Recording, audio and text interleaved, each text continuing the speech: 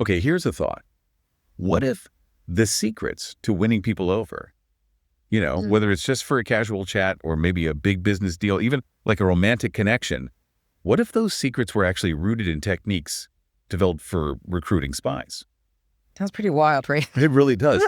But it's surprisingly grounded in just basic human psychology. Yeah. And that exact idea, that's really the core of our deep dive today. Yeah, we are diving into The Like Switch, an ex-FBI agent's guide to influencing, attracting, and winning people over by Jack Schafer. And when we say ex-FBI agent, I mean, this isn't just some guy. His background is pretty extraordinary. Oh, absolutely. Dr. Jack Schafer, he's not just any former agent. He spent, 15 years in counterintelligence, counterterrorism, then another 7 as a behavioral analyst for the FBI's National Security Division. I mean, just think about that. Right. He was developing techniques to recruit spies, interviewing terrorists, training agents in, interrogation, persuasion, all that high-stakes stuff. And then after retiring, he goes and gets his doctorate in psychology, becomes a professor. So he's got this incredible mix of intense real-world experience and the academic side of things. Exactly, this amazing fusion. And he applies it all to understanding human connection. And so our mission for you, listening in, is basically to unpack Schafer's most powerful ideas and the practical tools from the Like Switch. We're going to show you how these psychological insights, the ones originally used for intense intelligence work, can actually be applied to your everyday interactions. Right, to build rapport, build trust, create real lasting connections. Get ready for some serious aha moments, because I think this stuff will fundamentally change how you see people interacting. It really might. And it all starts with what Jack Schafer calls the friendship formula. And this isn't just like a nice phrase. He sees it as the actual concrete foundation for all relationships, whether you're, trying to recruit a spy or just make a new friend at work. Okay, the friendship formula sounds fundamental. So what's the first ingredient Schafer points to? Is it complicated? No, it starts with something deceptively simple, proximity. Basically, just being physically near someone, ideally, in a non-threatening way. Okay. Schafer tells this great story about interviewing a spy. He calls him Vladimir. Vladimir had totally sworn, I'm not saying a word to this guy. Right. Shields up immediately. Totally. But as Schafer didn't push, he didn't threaten, he just sat there, silently, day after day in the same room, just reading a newspaper. So it's about creating that space, letting the other person's own curiosity do the work, not forcing it. Precisely. It's weaponized patience, really. It's so counterintuitive, right? Because we always want results now. But Vladimir's curiosity wasn't just a side effect. It was Schafer's actual strategy. By taking away all the pressure, he essentially made Vladimir responsible for starting the conversation. It wasn't about forcing an opening. It was about creating the conditions for Vladimir to want to open up. That's a big shift in thinking about influence. That's fascinating. Okay, so proximity is the first step. What else is in this friendship formula from the Like Switch? So next up is frequency. That's just the number of times you actually have contact with someone. Makes sense. Then there's duration, how long you spend together during those contacts. And finally, the really crucial one, intensity. That's like the emotional glue holding it all together. Intensity. I thought the book's example of a struggling marriage really nailed this. A couple might have proximity, they live together, they have frequency, see each other constantly, duration, lots of time in the same house. But if they're just sitting there silently watching TV, there's no real emotional connection happening. Exactly, no intensity. Schafer suggests things like focused date nights, or even just turning off the TV and actually talking can rebuild that intensity, that emotional depth. So what this all means, basically, is that Schafer says you can use this friendship formula actively to develop new relationships, sure, but also to figure out what's maybe missing in existing ones. Or even to back out of relationships you don't want anymore, right? Yeah. By just slowly turning down those dials. Less proximity, less frequency. Exactly. Gently decreasing the elements. It applies everywhere. Building a sales client list, strengthening bonds with your kids. I was thinking about that example of meeting someone at, say, a one-day conference. Yeah. And they immediately put their shields up. You're not going to win them over that night. Nope, not going to happen.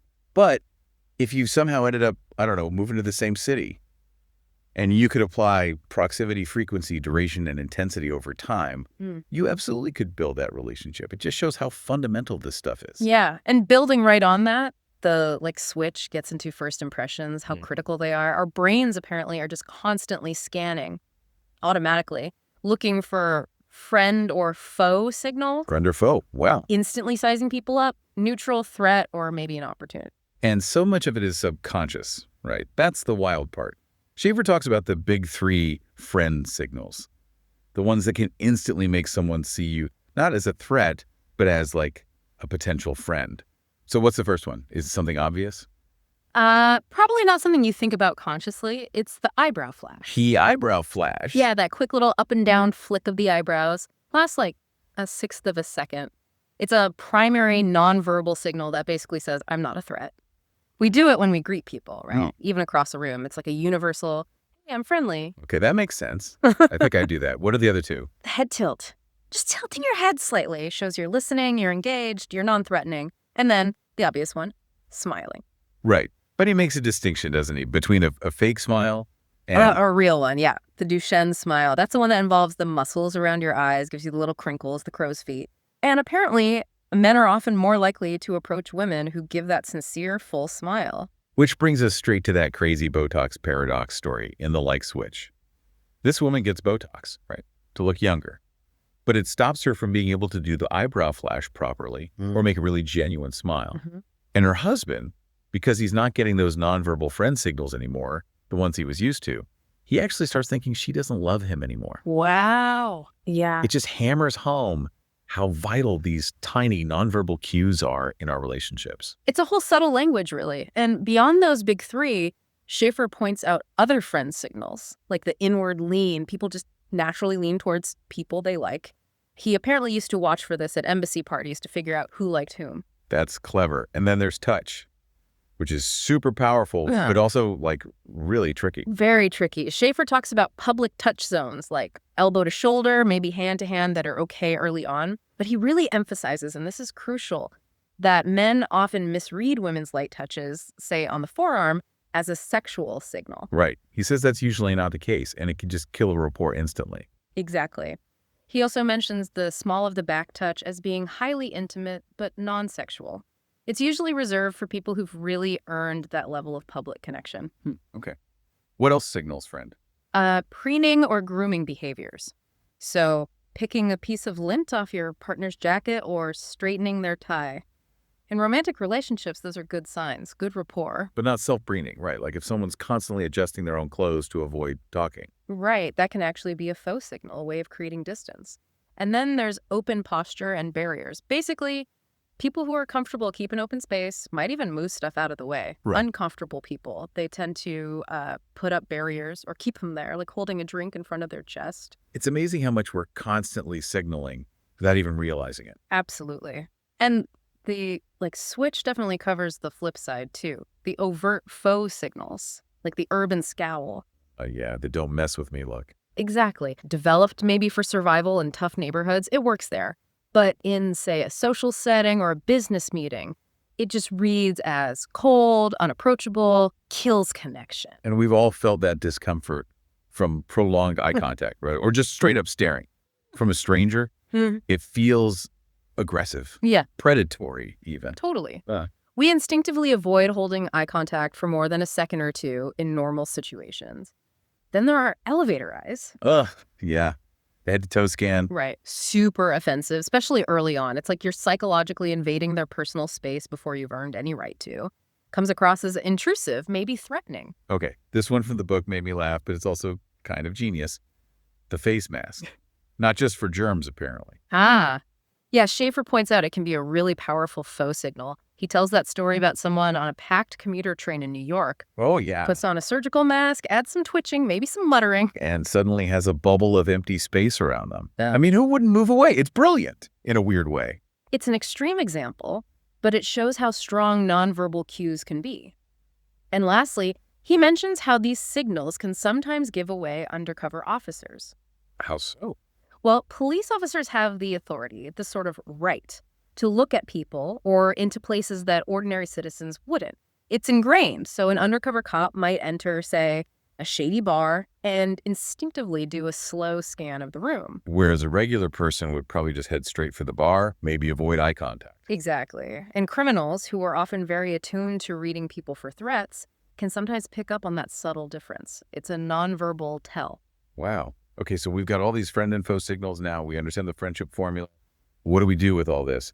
That seems to lead into Schafer's golden rule of friendship in the like switch. Right. He really builds on that Dale Carnegie idea. You'll make more friends by being genuinely interested in them than by trying to get them interested in you. Simple but powerful. And so Schafer's FBI spin on it is basically, if you want people to like you, make them feel good about themselves, period. So it means letting go of your own ego a bit, focusing the attention outward. Absolutely. If you consistently make people feel good when they're around you, they'll naturally want to be around you more. They seek out those good feelings. It creates this positive loop. Okay, and this has some really interesting applications he discusses, like third-party compliments. Why is hearing a compliment from someone else more powerful? It comes down to something called the primacy effect. Schafer explains that our first impression of someone, that initial filter, colors everything else. Right, like if someone tells you beforehand, Bill is untrustworthy versus Bill is really friendly. Exactly. You process everything Bill says or does through that initial lens. So a compliment coming directly from you might be filtered through whatever perception they already have of you.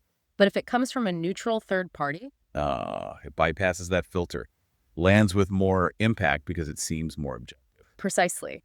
Schafer apparently used this a lot in interrogations, subtly shaping how a suspect viewed his partner agent. And also in those humanitarian efforts, like giving soccer balls to kids. Oh yeah, the kids feel good. Tell their parents the Americans are nice. Creating a positive primacy filter for the parents. But he also warns us, you need to be aware of being biased by this effect yourself.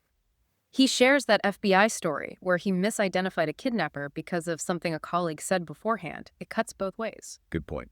Okay, another big one from the like switch is asking for advice. Seems basic, but why is it so effective? Oh, it's psychologically brilliant. First, it makes the other person feel included. It avoids cognitive dissonance. They can't easily disagree with the solution they helped create. It boosts their ego, positions them as a mentor, and shows you respect their opinion. Right. He contrasts that ineffective, I'm right, you're wrong approach with. Yeah, Stacy's approach versus just going to the manager and saying, sir, I'd value your advice on something that could make the company more profitable. Totally changes the dynamic from a fight to a collaboration. Smart. And humor, too. It's not just about getting a laugh, is it? No, not at all. Humor physiologically reduces anxiety. It creates a relaxed mood. It releases endorphins. People feel good when they laugh, and they associate that good feeling with you, so they like you more. It's a fantastic rapport builder. Okay, this next one is kind of quirky, but I love it. Intentionally making mistakes. Schafer actually did this in his lectures. An FBI agent making mistakes on purpose. Yeah. Minor mistakes, though. Nothing that would damage his actual credibility, like mispronouncing a word slightly or a typo on the board. Why? Because the audience would immediately jump in to correct him. They'd feel smart, feel involved, feel good about themselves for catching it. It instantly built rapport and made him seem more human, more relatable. Based on the law of similarity, people like people who are like them. Exactly. It signals, hey, I'm human. I make small mistakes, just like you. He tells some great airline adventure stories that show this stuff in action, like getting an upgrade just by using those friend signals and finding common ground speaking German with the agent. And the one about getting the earlier flight, he overhears this really angry passenger just laying into the poor ticket agent. Right. Total meltdown. So when it's Schafer's turn, he walks up, waits a beat, puts on this wry smile, and kind of mimics the angry guy, saying, can I yell at you now? And the agent just cracked up, started giggling. Yeah. And after a little friendly banter, suddenly, miraculously, she finds him a seat on that earlier flight she just told the angry guy was completely full. She literally said, there are no seats for people who yell at me. Do you want to yell at me now? It just perfectly shows how making someone else feel good, even in a tough situation, can directly benefit you. Totally. So beyond that golden rule, the like switch dives into several specific laws of attraction that help deepen connections once you've made that initial positive impression. Okay, let's break those down. First up, The law of similarity. Basically, finding common ground. We're just naturally drawn to people who share our principles, beliefs, interests, experiences. and those experiences can be current or from the past or even indirect, right? Like knowing someone who does the same job as their sibling. Exactly. Find that connection. Schafer suggests music as a good neutral default if nothing else comes up. But he strongly warns against lying to create common ground. If you get caught, that trust is gone and the like switch flips off instantly. Good warning. Okay, next law. This one sounds intriguing. The law of misattribution. Yeah, this one is fascinating. It's when someone feels good, maybe for reasons unrelated to you, but because you're nearby, they unconsciously attribute those good feelings to you. So you benefit by association. Kind of. Like if someone just had a great workout, they've got endorphins flowing, they feel good. If you happen to have a chance encounter with them right after, they might subconsciously link that positive feeling with you. So maybe engineer a meeting near the gym or their favorite coffee shop post-workout. That's the idea Schafer suggests. You literally become associated with them feeling good. Clever. Yeah. Okay, what about the law of availability or scarcity? Right. People tend to be more attracted to things, and people they perceive as scarce or not easily obtainable. So playing a little hard to get. In a way, yes. Not being always available can increase curiosity and attraction. Remember the Vladimir story? Schafer initially withheld conversation, which made Vladimir more motivated to talk. Schafer even used this with a new boss, started a bit distant, then gradually warmed up, which apparently built a stronger bond than if he'd been overly friendly from day one. Buttering down the boss, he called it. Okay, next. The law of reciprocity. This is pretty fundamental. People tend to return feelings that are shown to them. You smile, they're more likely to smile back. You show liking, they're more likely to like you back. It's mirroring positive emotions. Simple but powerful.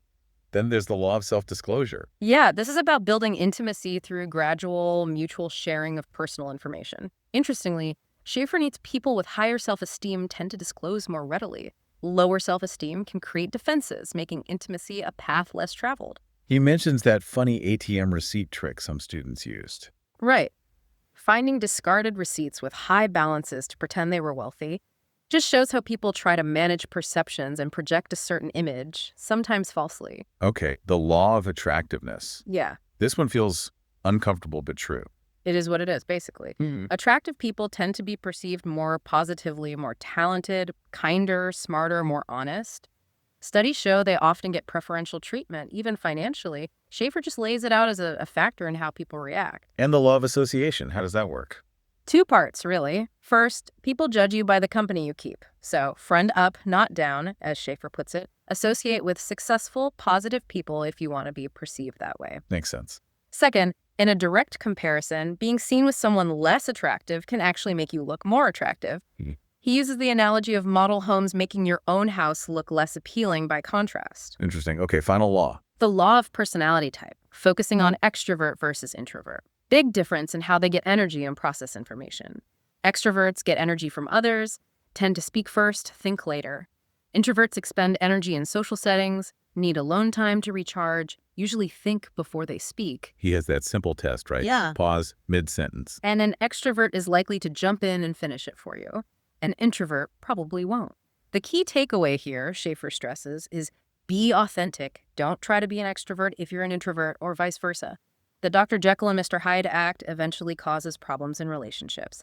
Be true to your type. Wow, those laws of attraction from the like switch really cover a lot of ground. It gives you such a framework for thinking about why we connect with certain people. Exactly. And once you have that foundation, Schafer moves on to mastering the communication itself. He uses the acronym LOVE, listen, observe, vocalize, empathize. Okay, let's start with L. Listen, this isn't just being quiet, right? No, it's active, focused listening. He talks about that metronome experiment. People literally didn't hear words spoken right next to them if their mind was focused on the ticking metronome.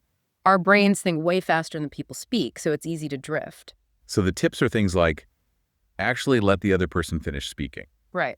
Choose a good setting, minimize distractions, and really concentrate on what they're saying, not just planning your response. Got it.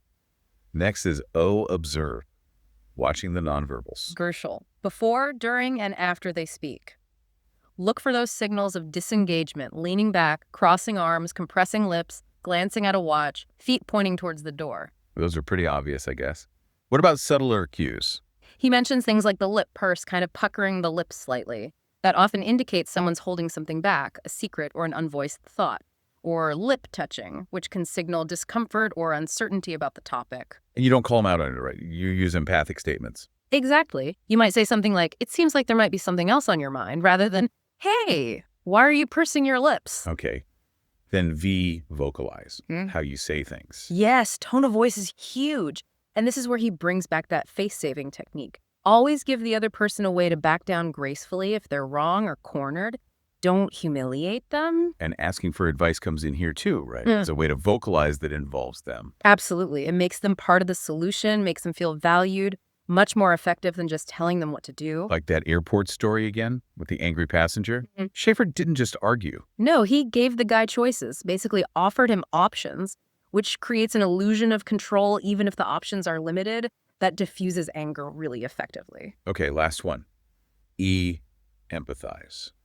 Feeling with them. It's about detecting and then reflecting their emotional state. Not necessarily agreeing, but showing you understand how they feel. Especially with angry people, the steps are, let them vent first. Don't interrupt the rant. Okay, hard to do sometimes. It is. Then offer a simple, calm explanation. And if needed, give them 2 acceptable options to choose from. Again, that illusion of control. He had that great example of the customs officer and the woman trying to bring in sacred dirt. Yeah. The officer didn't just say no, he empathized. I understand this dirt is very important to you and your religion. Then he gave her the choice. Keep the dirt and you can't enter. Or give up the dirt and you can enter. And she chose to give it up, voluntarily. Exactly. Met her emotional state first, then guided her to the necessary action. The LOVE acronym, listen, observe, vocalize, empathize. It's a really practical guide for better communication in the like switch. So all these principles are great, but how do they apply now in our super digital world? Yeah. The like switch tackles that too, right? The perils and promises online. Definitely. Schafer acknowledges how much digital communication has changed everything. Finding friends, finding romance. It's a whole new ballgame with big opportunities, but also pretty significant risks. He calls it the catfish or caviar problem, the danger of deception online. Yeah, and the examples are stark. That physics professor scammed into being a drug mule by an online contact. Wow. Or the Mantatio story. The football player whose online girlfriend, who supposedly died, turned out to never have existed at all. It's just unbelievable. And even that funny but sad story of the married couple who were unknowingly catfishing each other online while looking for affairs. It just shows how easily reality gets distorted online. So how do we navigate this? The money switch offers some practical digital etiquette and safeguards. What about smartphones? Basic stuff, mostly. Silence them when appropriate. Don't have loud private calls in public. Be aware of hacking risks. Understand that data is permanent. He specifically calls out sexting as just a bad idea because those images are out there forever. And crucially, prioritize real-world relationships over virtual reality ones. Good advice. What about email? Keep it appropriately formal for the context. Avoid weird abbreviations or all CPS. Never send an angry email, immediately draft it, save it, look at it later when you're calm. Double-check recipients, avoid that dreaded reply-all mistake. And remember, emails are effectively forever. Deleted doesn't mean gone. Right. And social sites, Facebook, Twitter, etc. Understand your privacy settings, but basically assume anything you post could become public. Limit your digital footprint where you can, and be really careful who you accept as a friend. Think before you post or click. Okay, but what about detecting deception online or even offline? Schafer gives some specific techniques in the like switch, right? Subtle ways to test for veracity. Yeah, these are interesting without letting the other person know they're being tested. One is the well technique. If you ask a direct yes-no question and the answer starts with well, it's often an indicator they're about to be evasive, not give a straight answer. Okay. Right. What else? The land of is technique. That's when someone avoids a direct answer by launching into a tangent of general statements or unrelated facts. Like the example of the mom asking her daughter, did you cheat? And the daughter goes off about how hard she studies, how unfair the teacher is. Avoids the actual question. Exactly. The key is to gently but firmly redirect them back to the specific question. Truth is usually simple and direct. And the last one, the why should I believe you technique. Sounds confrontational. It's a direct challenge, yeah.